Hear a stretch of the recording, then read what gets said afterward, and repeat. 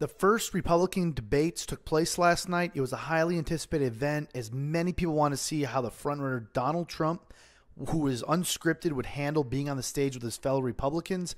Hi, this is Michael Bayer. In this video, I want to go over the debates from last night, kind of talk about what I thought happened, how they went, and all who won and all that stuff. First, I want to say, honestly, before watching the debates, I did not really know what was going to happen because Donald Trump is known to say what's on his mind. So I was just ready to see, hey, look, what's this guy going to do? Are the other candidates going to team up and rattle him up, or how's this all going to go down? I thought that the only really people who really, after watching the debates, I really thought that the only people who really tried to stir him up were the moderators from Fox News. They asked him some really tough questions.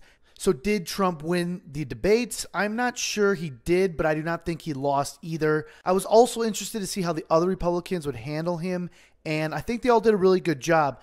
The only candidate to really try to attack him, I think, was in the beginning was Rand Paul. And I think this was really smart that, the Republicans did not really go after Trump, because at the end of the day, I really think that he did a really good job of bringing up topics like illegal immigration, which other Republicans did not really have the balls to talk about. He really brought these subjects to the forefront, and also it really energized the Republican base, and people were like, wow, we actually have a politician or someone who's not really a politician, but we actually have a candidate who's running for president who actually is not afraid to bring up these issues, which in the past where really you couldn't really talk about these things because they were not really politically correct. He also was against the Iraq war from the beginning, which I think was a sore spot in the Republican Party. And that's another thing that he brought up again at the debates yesterday, and again came out and said he was against the war, and the other Republicans had to, come out and comment what their stance was as well. One of the questions that the moderators trying to ask was, Megan asked Donald Trump was, what are you against women, the war on women? You said some really mean things about Rosie O'Donnell, and Donald Trump said, yes, I did. He owned his words, which is true. He's not afraid to say what he wants, and obviously, Rosie O'Donnell actually attacked Donald first, and Donald was not afraid to retaliate.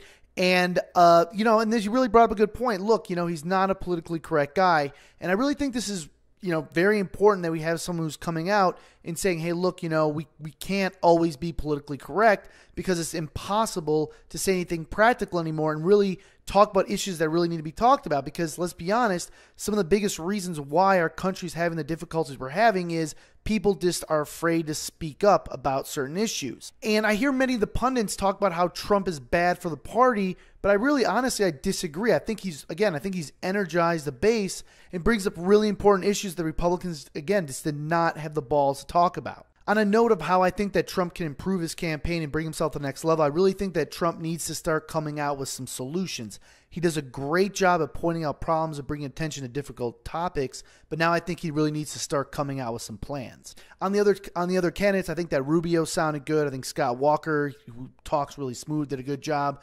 Jeb Bush held his own. I really didn't see him stand out too much, but I really didn't see him make any mistakes. I think Ben Carson did a wonderful job. He seemed to nail every question they asked him. He's a really smart guy, and I thought the remarks that he gave were really sharp. Overall, I think that Fox News did a good job. I think they, did a little bit of a tough, questioning on Donald Trump. Obviously, he's the front runner, so they really want to press him on these issues.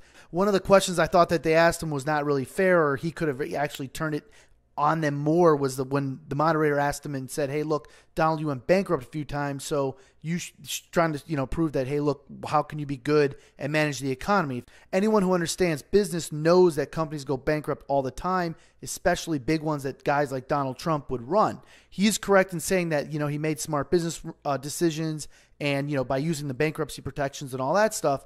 And to be honest with you, bankruptcy is part of capitalism. It allows businessmen to take risks. It's a very important part of business. Donald did bring up the point that the country has $19 trillion in debt, but I think he could have pushed this further and brought up the fact that, look, the government is basically insolvent with pensions, Medicare, Social Security. They also prop up too big to fail banks and, bankrupt automakers that are pretty much insolvent as well, that should all go through bankruptcy and be restructured.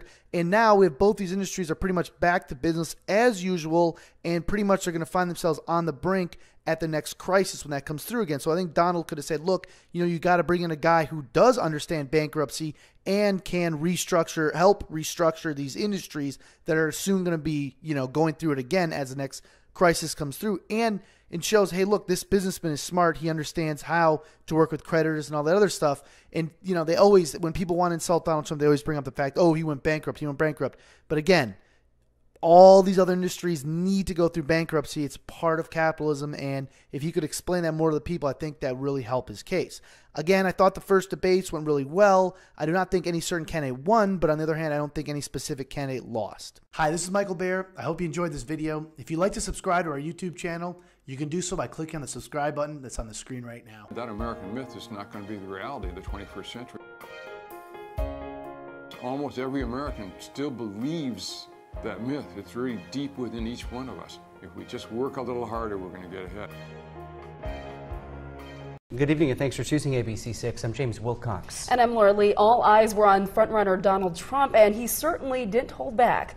ABC6 News reporter John Detcott watched that debate and joins us live in studio with political analyst Shane Baker with a full recap.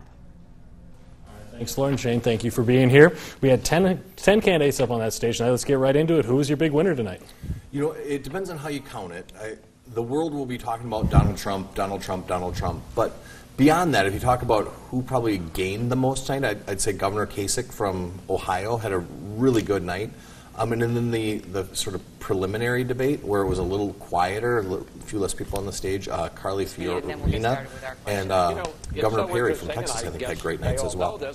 And, we've been talking a lot about Donald Trump, as you pointed out. People saying that there's been the Trump effect, people saying a little more sensational things than they might otherwise because of Donald Trump, trying to gain some recognition in a big, crowded GOP field. I guess, what was the tone of the debate tonight? Did we see any of that Trump effect? Yeah, I think if you sort of imagine it like a wagon wheel, it kind of kept coming back. He was the middle of the wheel tonight, where everything kept coming back to him, and even when the questions weren't about him or directed at him, they oftentimes became about him one way, or either directly or indirectly, one way or the other.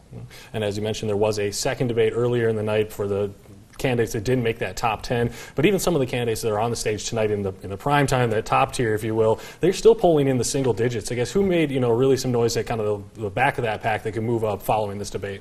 Again, I think Governor Kasich probably had the big night. He had announced just on July 30th, I believe it was. So he's really been a national figure for about a week and a half. I think he had the hometown advantage at being in Cleveland. So I think the crowd reaction favors him. Being from Ohio favors him. Clearly the bellwether state, and being introduced to the country by being on the big stage certainly helps him. All right. Well, it's definitely a long road to go. We'll see how it goes from here. Shane, thanks for being with us. Thank you. We'll send it back to you guys.